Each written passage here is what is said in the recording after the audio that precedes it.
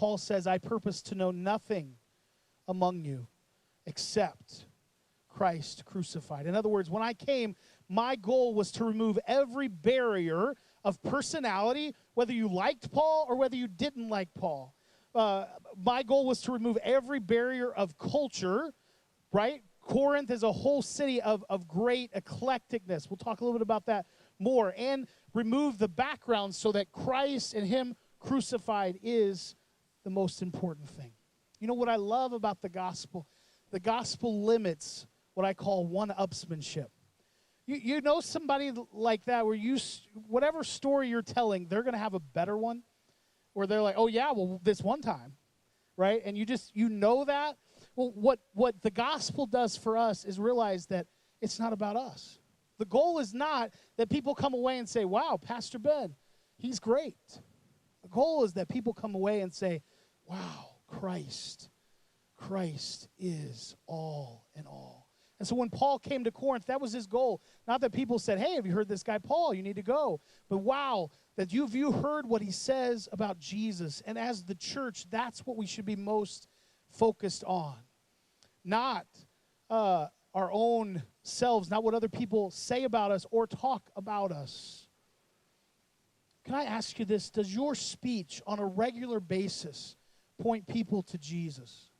Do you purpose in your job and in your family that people would know nothing but Christ crucified?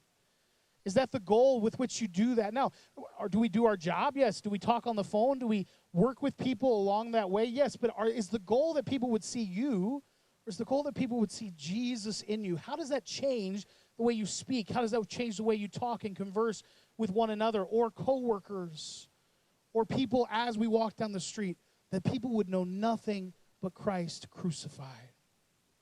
Can I encourage you? Filter your speech through the gospel. Keep it Jesus-centered, grace-filled. Keep it forgiveness-focused in what you do.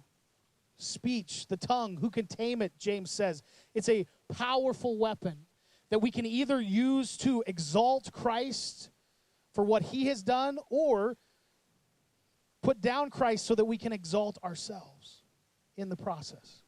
Are you quick to blame other people and shift the blame? Are you quick to offer excuses? See, the gospel takes all of that away because Christ has already paid the price. So we can be honest, loving, caring, truthful in how we speak to one another and speak to the world.